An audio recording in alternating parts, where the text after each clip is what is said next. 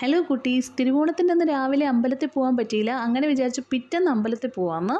അങ്ങനെ നേരെ ചെട്ടികുളങ്ങര ക്ഷേത്രത്തിൽ പോകാമെന്ന് വിചാരിച്ച് രാവിലെ തന്നെ പുറപ്പെട്ടു.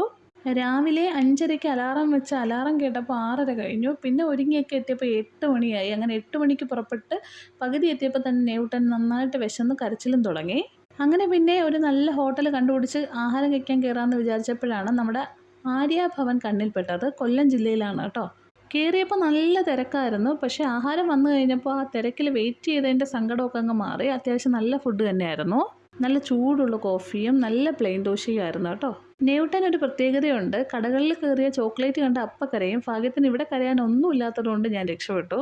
ചോക്ലേറ്റ് വെക്കേണ്ട സ്ഥാനത്ത് ഇവർ ഇതുപോലത്തെ ബാഗുകളാണ് വെച്ചിരിക്കുന്നത്. ഈ തുണിയിൽ വെട്ടി ഉണ്ടാക്കിയ നല്ല അടിപൊളി ഡിസൈനിലുള്ള നല്ല പേഴ്സുകളും ബാഗുകളും ഒക്കെ ഉണ്ടായിരുന്നു. ചെട്ടികുളങ്ങര അമ്പലത്തിലെത്താൻ ഇനിയും ഒരു 1.5 മണിക്കൂർ ട്രാവൽ ചെയ്യേണ്ടതായിട്ടുള്ളത് കൊണ്ട് നമ്മൾ നേരത്തെ ഇന്ന് ഇറങ്ങി. അപ്പോൾ ലൊക്കേഷൻ കൊല്ലം ജില്ലയിലാണ്. കറക്റ്റ് ലൊക്കേഷൻ പറയാൻ എനിക്കറിയില്ല. പോയിട്ടുള്ളവരൊന്ന് കമൻറ്റ് ചെയ്യണം കേട്ടോ. ഈ വീഡിയോ ഇഷ്ടപ്പെട്ടിട്ടുണ്ടെങ്കിൽ ലൈക്ക് ചെയ്യുക, ഷെയർ ചെയ്യുക, സബ്സ്ക്രൈബ് ചെയ്യുക. Thank you for watching.